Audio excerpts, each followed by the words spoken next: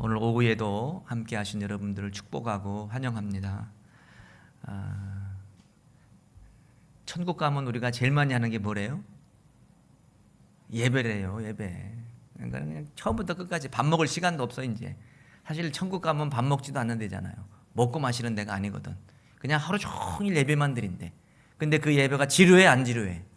안 지루해. 지금은 막 1시간만 조금 넘으면 막 이렇게 몸을 틀고 그냥 왜 그냥 끝나나 이렇게 하지만 천국에서는 그 예배가 지루하지 않고 기쁨과 소망이 되고 아이들도 어른들도 할 것 없이 그 예배 가운데 기쁨과 소망이 있대요.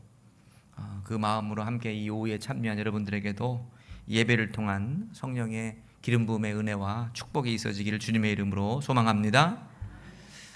혹시 이런 생각 해보신 적 있나요? 나는 왜 이렇게 힘든가 삶이? 우리 가정은 왜 이렇게 어렵게 삶을 살아가나? 내가 우리의 자녀들을 봐도 왜 우리 자녀들은 이렇게 힘드나? 이런 생각을 좀 우리 가끔 하게 됩니다. 왜 다른 사람과 다른 집의 가정들은 다 편안하고 잘 지내는 것 같은데 왜 우리 가정은 이렇게 힘이 드나? 이런 마음이 우리가 들 때도 있습니다. 그러면서 외부의 그런 환경이나 상황 속에서 그 어려움이 나에게 있다고 생각하는 게 지배적이죠. 근데 조금 더 우리가 깊이 생각해 보면 나의 인생이나 우리 가정이 힘들어진 이유는 항상 요인이 외부에 있는 거 아닙니다. 가장 중요한 거는 내부에 있는 거예요.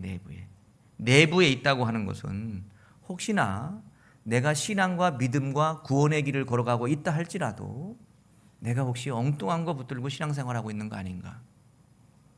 그리고 또 한 가지는 너무 욕심 부리는 거 아닌가. 신앙 안에서 예수님께서 항상 내려놓으라고 얘기하시고 겸손하게 신앙생활하라고 말씀하시는데 너무 욕심을 부린다 그거죠. 그러다 보니까 내 신앙 자체가 힘들어지고 남과 비교하면서 어려움 가운데 자꾸 빠지게 된다고 하는 거예요. 그러다 보니 삶이 어렵고 힘들어지고 언젠가는 또 무너져 내리는 그런 아픔도 경험하고 이런 일들이 우리의 삶 가운데 생기게 된다는 겁니다. 우리가 오후에 지금 호세아 말씀 보고 있는데 오늘 호세아 13장은 북이스라엘이 왜 멸망할 수밖에 없는지에 대해서 설명하고 있고 그 멸망의 가장 큰 요인이 두 가지다. 이 두 가지 내부적인 죄 때문에 너희들이 멸망하는 거지. 북이스라엘의 멸망이 외적의 침입, 바깥에 있는 이방족 속에 대한 어려움, 그런 환경적인 그런 고통 이런 게 아니라는 거예요. 이런 게 아니고 왜 내부적으로 너희들이 갖고 있는 본질적인 죄 때문에 이 나라가 멸망하게 된 거야. 이 민족이 이렇게 된 거야 라고 하는 거예요. 그래서 이 북이스라엘의 멸망의 요인을 보면서 저와 여러분의 신앙의 삶도 한번 비교해서 한번 생각해 보시자고요. 자, 오늘 1절에 보면은 한때 이 에브라임은 무엇을 상징한다고 그랬어요? 북이스라엘을 상징한다고 그랬죠. 에브라임 지파가 북이스라엘의 상징적인 지파로 에브라임이라고 하는 얘기가 나오면은 북이스라엘 전체를 상징하는 거다. 자, 에브라임이 한때는 가장 강력한 힘을 갖고 있는 지파 가운데 하나가 에브라임 지파였다는 거죠. 그리고 에브라임이 나서서 큰 소리치고 호령하면은 주변에 있는 많은 사람들이 벌들벌들 떨 정도로 굉장한 위엄을 갖고 있는 지파가 에브라임이었다. 그 얘기는 북이스라엘 전체의 분위기를 얘기하는 겁니다. 북이스라엘이 하나님의 은혜 가운데 강력한 힘을 갖고 뭔가 큰 소리 칠 정도로 강력한 큰 규모를 갖고 있었다고 하는 거예요. 근데 그러한 규모와 힘을 가지고 있는 그 순간 그만 하나님을 저버리고 우상을 숭배하겠다는 거죠. 그러니까는 교만해졌다고 하는 거예요. 교만해졌다. 자, 그러면서 오늘 이 호세아 13장은 우리에게도 묻는 거예요. 뭘 묻느냐? 너는 누구를 지금 의지하고 있는 거냐? 너는 무엇을 의존하고 신뢰하면서 삶을 살아가고 있냐?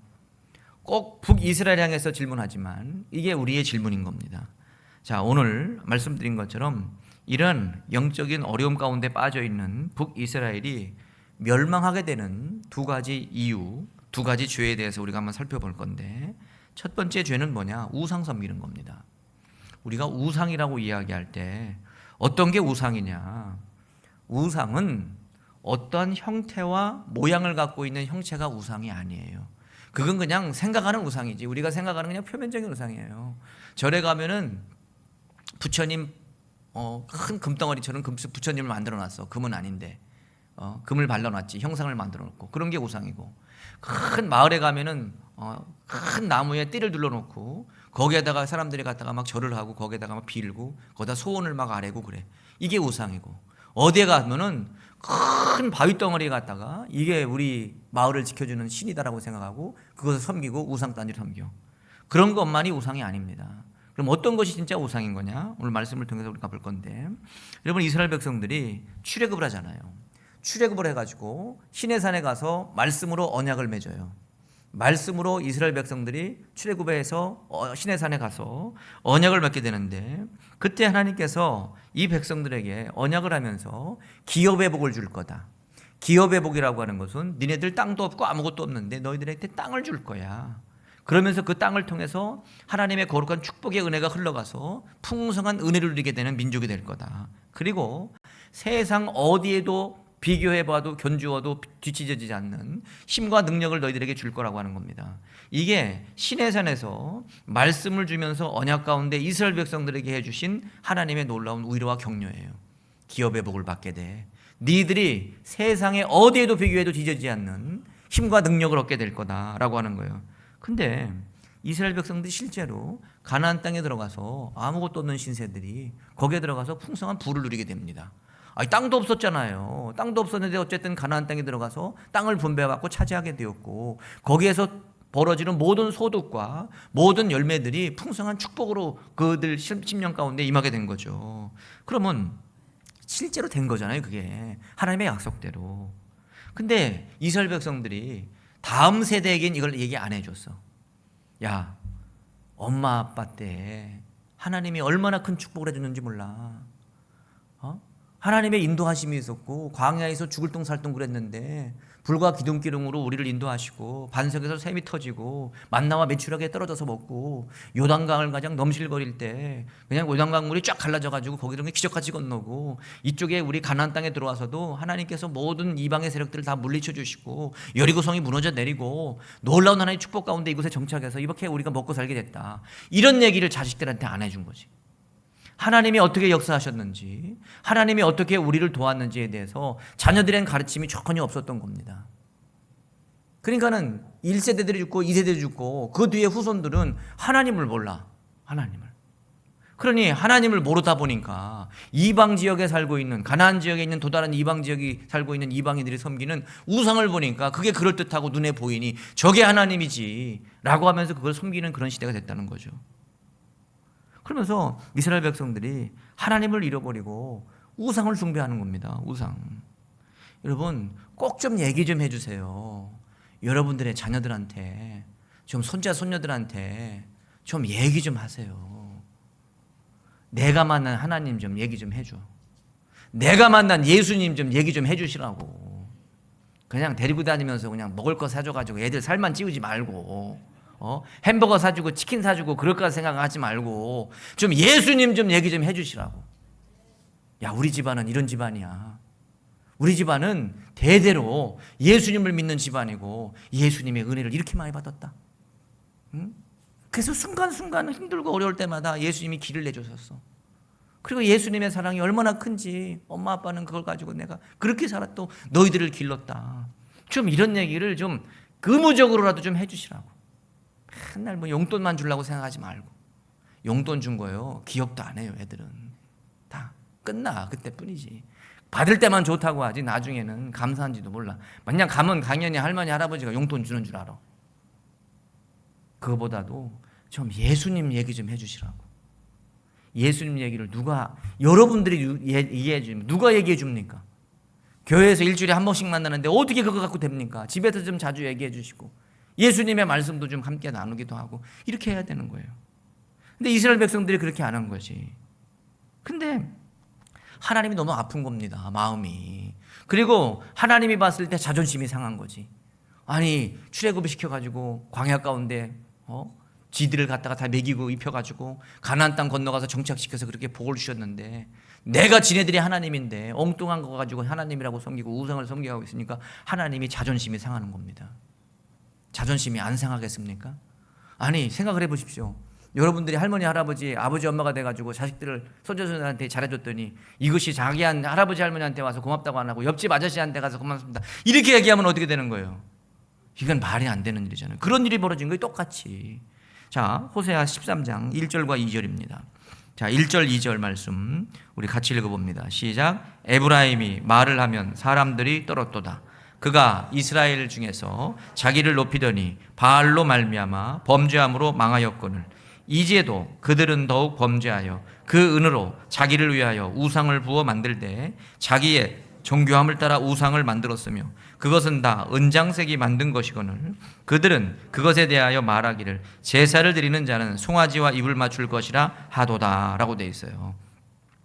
우상을 숭배하니까 뭐라고 하나님이 말씀하시냐면 야, 바알 섬기면 니네들 끝나. 바알 섬기면 망해. 그렇게 죄를 지면 니네들 다 망한다. 이렇게 얘기를 하고 말을 해줘도 어떻게 했다는 거예요? 은을 가지고 와서 우상이 요만했었는데 더 큰 우상을 만들었대. 이게 도대체 어떻게 된 일입니까? 더 크고 정교하게 우상단지를 더 크게 만드는 거야. 아니, 하나님이 주신 축복과 은혜가 있는데 바알 우상을 만들고 바알에게 예배하고 송아지에게는 뭐한대요? 입을 맞췄대. 입을 맞췄어. 여러분, 입을 맞춘다고 하는 거는 여러 가지 의미가 있는데 사랑 고백이 있지. 입을 맞추면 서로 간에 입을 맞추면 사랑 고백이죠. 근데 그것을 뛰어넘어서 충성 맹세예요. 입을 맞추는 것은. 우리가 무슨 뭐 중세시대 때 왕이 기사에 자기를 주너라 그러면서 칼을 딱딱 이렇게 하고 하면 부하가 무릎 꿇고 앉아있다가 막 이렇게 고개를 숙이고 인사하고 왕의 손에다가 손등에다가 입을 맞추잖아. 이게 뭐 입을 맞추는 거는 충성하겠습니다. 내가 이 목숨을 바쳐갖고 당신한테 모든 걸 내가 드릴게요. 이렇게 표현하는 거야. 그럼 우상단지 앞에 가가지고 우상에다 뽀뽀를 하고 거기다 입을 맞추는 건 뭐야? 내가 이 우상님을 위해서 내가 전부를 바칠게요. 이렇게 이짓거리를 하고 있는 겁니다. 지금. 여러분 말씀드렸듯이 우상은 뭐냐? 이런 형상만 우상이 아니에요. 내가 하나님보다 더 의지하고 믿고 사랑하는 게 우상이에요. 지금은. 가만히 생각을 한번 해보세요. 여러분. 저와 여러분이 부처를 섬기진 않아요. 어디 산에 있는 큰 나무를 섬기거나 바닷가에 있는 큰 돌덩어리를 섬기거나 그런 거 섬기진 않아요. 근데 저와 여러분이 하나님보다 더 좋아하는 게 있거든. 그게 우상이라고요. 하나님보다 말씀보다 내가 더 사랑하고 애착을 갖고 더 좋아하는 게 있잖아요. 여러분. 있어요 없어요? 얘기 안 하시네. 있잖아요. 요걸 좋아하시잖아요. 요거를 좋아하시거든. 다 물질 앞에 그냥 그걸 좋아해. 근데 물질뿐이야? 우리 새끼들은 그냥 막 최선을 다해서 좋아해. 우리 새끼들은. 여기 보세요. 은은 누가 준 겁니까? 이스라엘 백성들에게. 은을 누가 줬냐고. 은을 하나님이 주신 거죠. 은을. 하나님이 주신 은을 가지고 뭘 하는 거예요? 우상을 만들고 있어 이것들이. 그러니 하나님이 볼 때는 기가 막힐 노릇이지. 여러분, 돈은 누가 주는 겁니까? 여러분들에게 돈은 누가 줘요? 하나님이 주시는 거예요. 여러분들이 땀 흘려서 노력하고 일을 하지만 일을 할 수 있는 건강 주신 분은 하나님이야.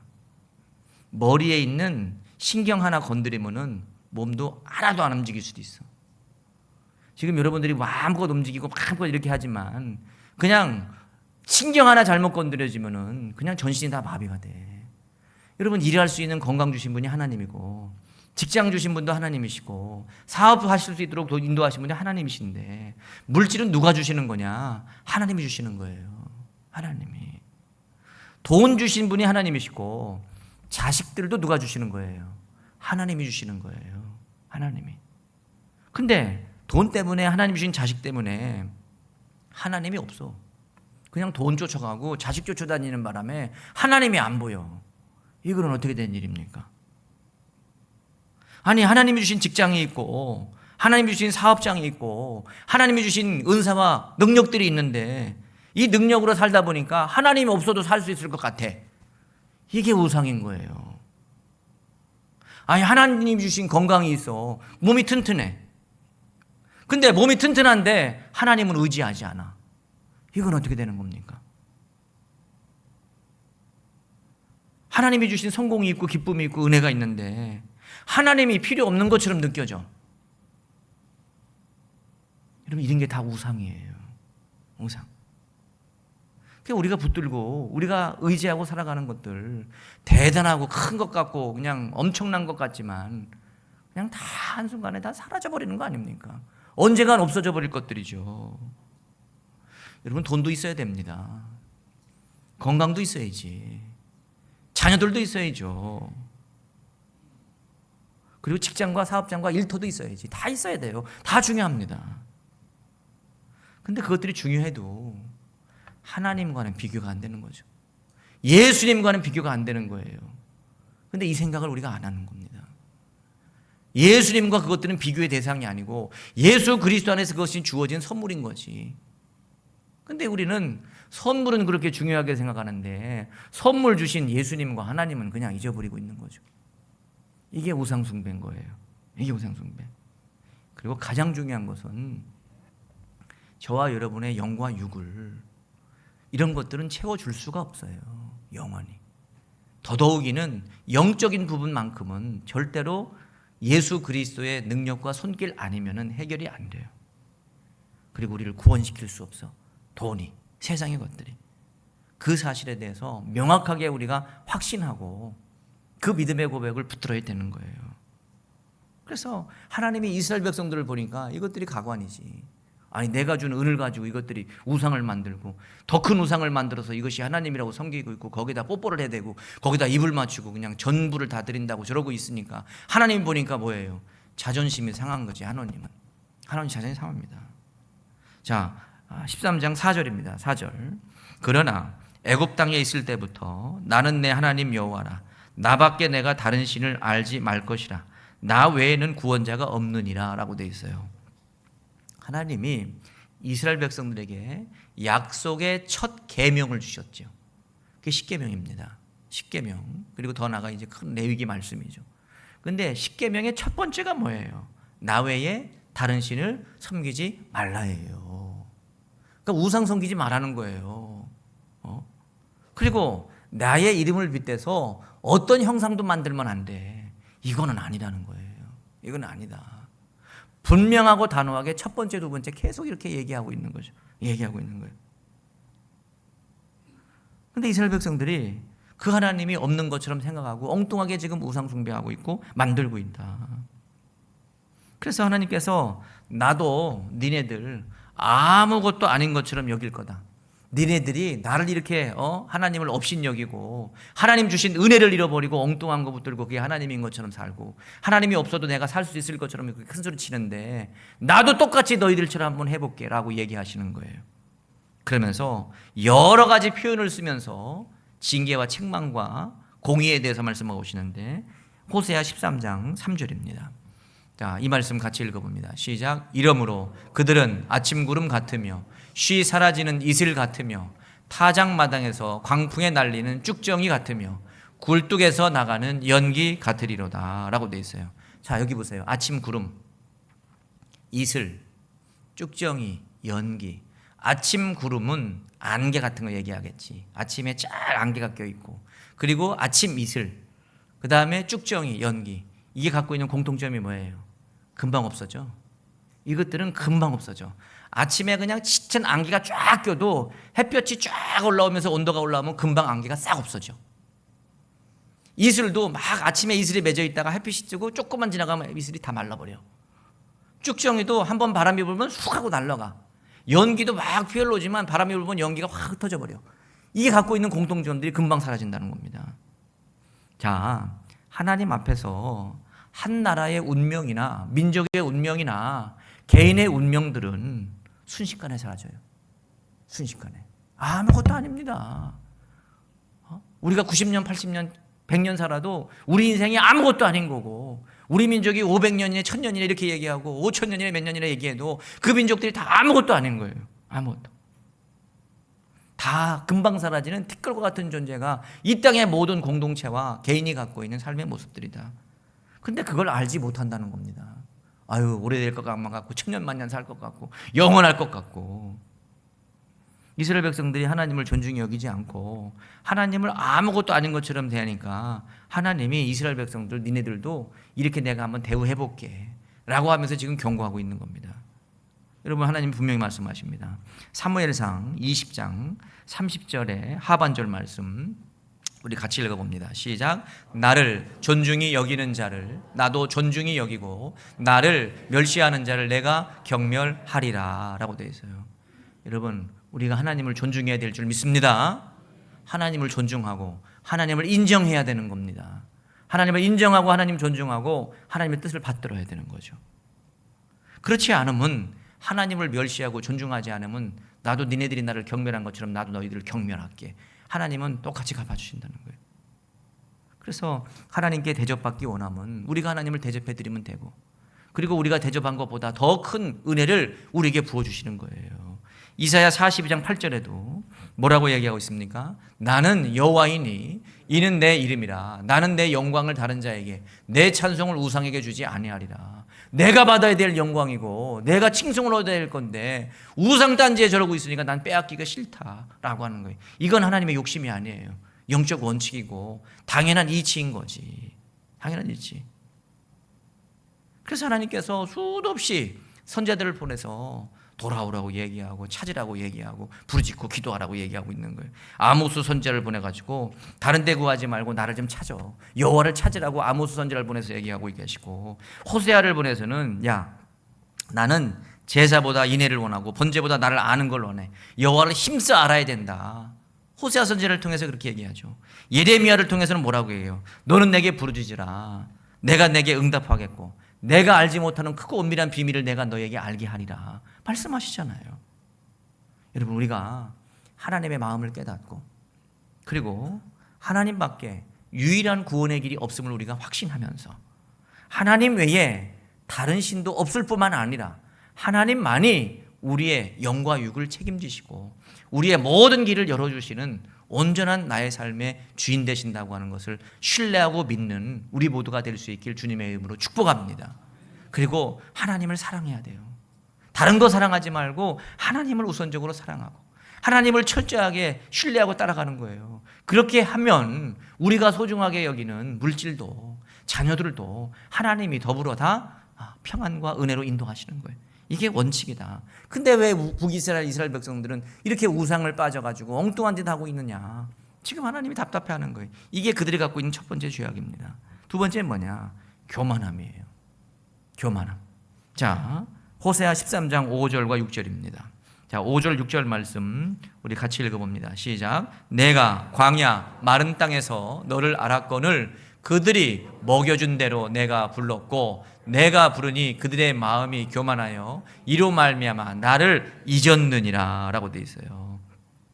이스라엘 백성들은 원래 영적으로 죄와 사단에 의해서 쫓겨다니고 끌려다니는 그런 불쌍한 존재들이었어요.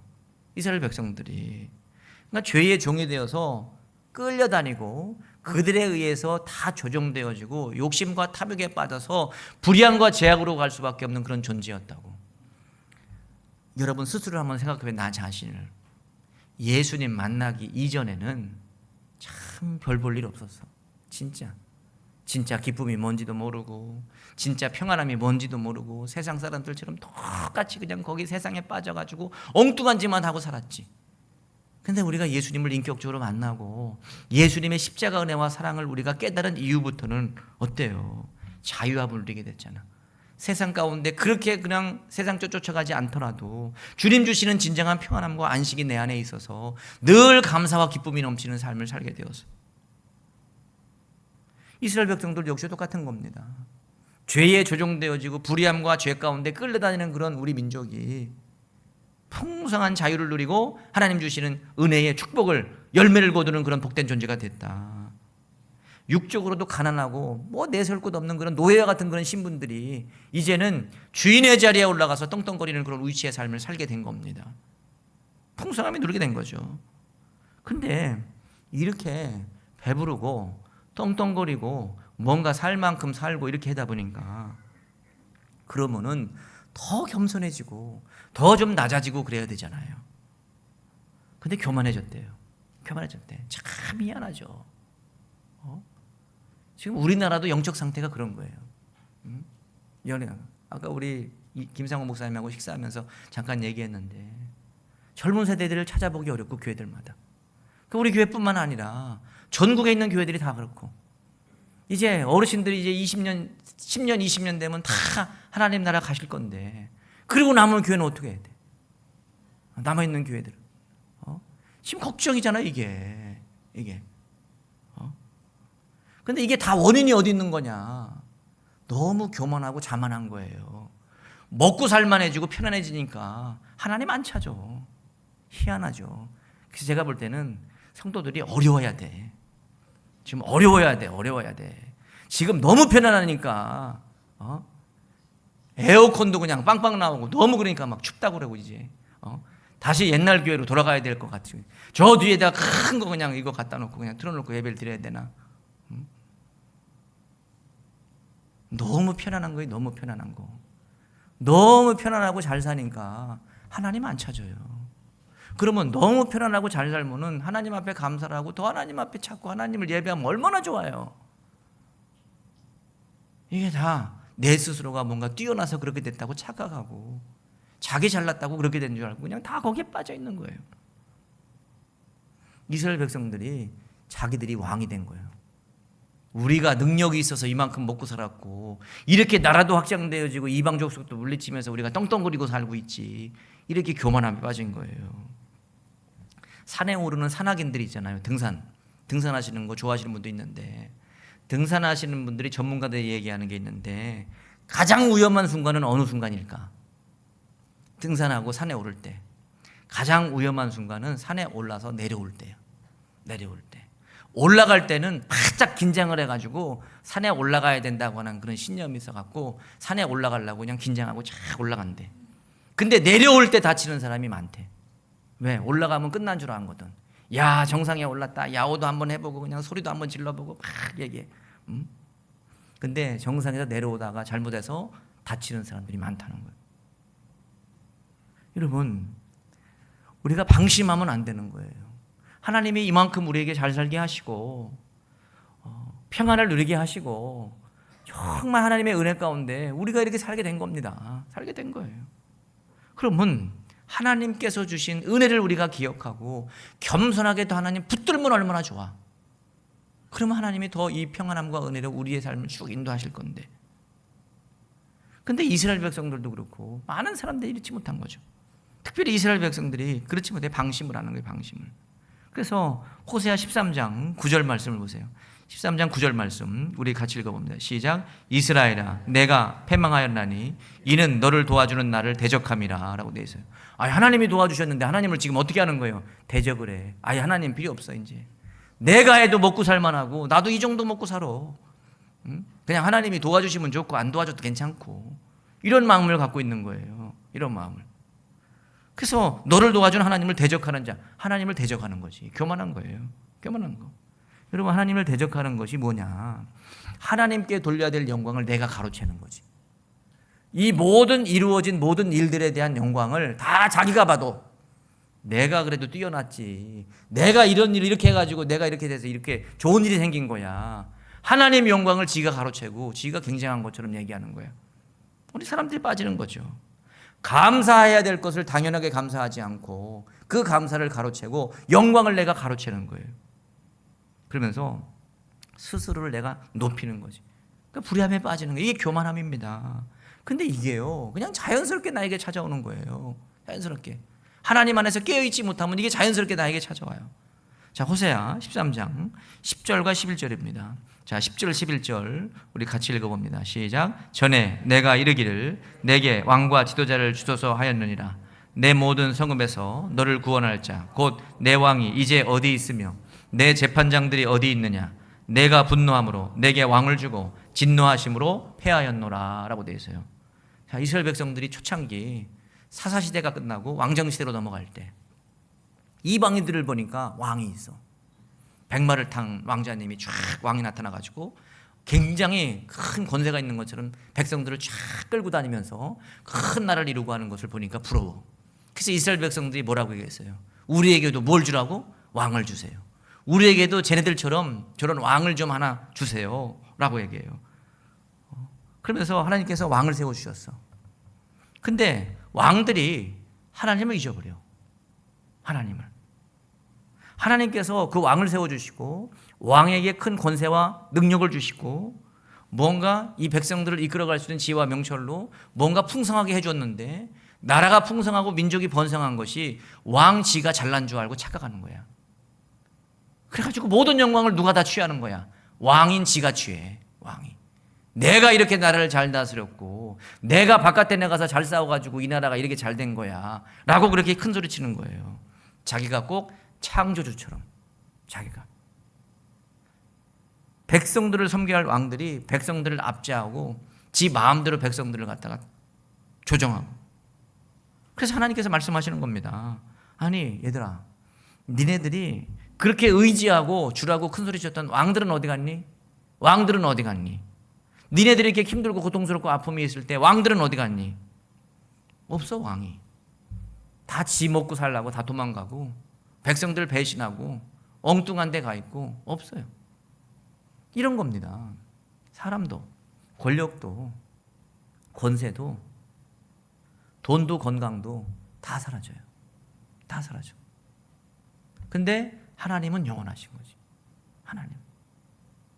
여러분, 하나님을 떠난 인생이 결국 무너질 수밖에 없고 더더욱이 하나님을 떠나서 교만할 때는 그 무너짐의 속도가 더 급격한 거예요. 급격한 거. 그래서 호세아 13장 8절에 말씀합니다. 자, 13장 8절 우리 같이 읽어봅니다. 시작. 내가 새끼 잃은 곰같이 그들을 만나 그의 염통 거풀을 찢고 거기서 암사자같이 그들을 삼키리라. 들짐승이 그들을 찢으리라 라고 돼요. 이게 무서운 얘기입니다. 이게 지금 무서운 얘기를 하고 있는 거죠. 새끼 잃은 곰같이 암사자가 먹이를 잡아먹듯이 뭐예요? 갈기갈기 그냥 다 찢어가지고 심장을 갖다 찢어버린다는 거예요. 이게 하나님께서 얼마나 자기 백성들에게 실망하시고 얼마나 교만하고 하나님을 업신여겼으면은 얼마나 분노가 크시면은 이렇게 심판하시겠다고 얘기하시겠냐는 겁니다. 못했다는 거예요. 못했다는 거. 그리고 더 기가 막히고 더 끔찍한 이야기를 써놨어. 호세아 13장 16절입니다. 자, 16절 말씀 같이 읽어봅니다. 시작. 사마리아가 그들의 하나님을 배반하였으므로 형벌을 당하여 칼에 엎드러질 것이요 그 어린아이는 부러뜨려지며 아이벤 여인은 배가 갈라지리라 라고 되어 있어요. 하나님을 배반한 게 왕들과 지도자뿐만이 아니야. 전체 국민이 다 그래. 전체 국민. 어린아이 할 것 없이 다. 나라 전체가 하나님을 떠나고 전체가 다 우상을 숭배하고 거기에 빠져 있어. 그러니까 이게 사회 전반의 모든 우상 숭배가 그냥 평범하게 그냥 이루어지고 있는 거죠. 그리고 얼마나 타락했는지 아이들도 하나님 무시하고 어른들은 뭐 이루 말할 수 없고 여자들도 타락하고. 그래서 이렇게 되니까 하나님께서 전쟁을 일으키셔가지고 여자와 아이들까지 보호를 받지 못하게 하고 그들도 심판을 받아. 대부분 전쟁에서는 어린아이와 여인들은 보호를 받는데 그렇지 못하고 그 어린아이와 여인들도 다 비참하게 심판을 받고. 실제로 북이스라엘에 누가 쳐들어와요? 아수르가 쳐들어와. 아수르가 쳐들어와가지고 침공해가지고 사마리아를 정복하고 멸망시킬 때 이 말씀이 그대로 이루어져요. 이 말씀이 그대로 이루어져서 어린아이도 다 칼로 베서 죽임을 당해. 어린아이들도. 그리고 임신한 여자의 배를 갈라. 그래서 다 죽여버려요. 비참하게. 이게 실제가 됐어요. 실제가. 하나님을 떠난 백성들과 하나님을 업신여기고 교만하고 우상 숭배하는 자들의 말로가 이렇게 얘기할 거다. 근데 우리에게 도전을 주는 겁니다. 여러분, 죄라고 하는 것은 죄가 나를 병들게 하고 나를 불의하고 악함에 빠지게 만들어요. 근데 그렇게만 되면 얼마나 좋아. 그것도 죄가 나만 영향 끼치고 나만 그냥 끝나면 좋은데 그 죄가 나를 통해서 가정을 병들게 해. 나를 통해서 그 죄가 교회 공동체를 무너뜨려. 내 죄로 인해서 민족이 다 끝장나. 이런 일들이 비일비재한 겁니다. 나 하나쯤이야 괜찮겠지라고 하는 게 아닌 거죠. 내가 하나님 섬기는 것은 나 하나만의 일이 아니고 내가 하나님 잘 섬기면 가정이 살아. 내 하나님을 신실하게 믿음의 길로 하나님 앞에 올려드리고 믿음으로 예배할 때 교회가 살아나. 그리고 이 나라 이 민족이 살아나는 역사가 일어나게 되는 겁니다. 여러분, 우리 모두가 하나님 앞에 바로 서야 되는 겁니다. 내가 정말 바르게 신앙생활하고 있는지, 내가 옳은 길을 가고 있는지, 내가 정말 하나님보다 더 사랑하면서 세상에 우상을 붙들고 있는 것은 없는지 좀 내려놓고, 그리고 좀 하나님 안에서 겸손하게 겸허하게 교만하지 말고 좀 나를 내려놓고 말씀 앞에 나를 비춰가면서 신실하게 믿음의 길 걸어가야 되는 겁니다. 그래서 온전히 하나님만 바라보고 하나님의 심판이 우리에게 임하지 않고 신실하신 하나님의 역사와 능력 가운데 하나님의 거룩한 은혜의 열매들이 우리의 삶 가운데 열매 맺어지는 복된 자가 될 수 있기를 주님의 이름으로 축복합니다.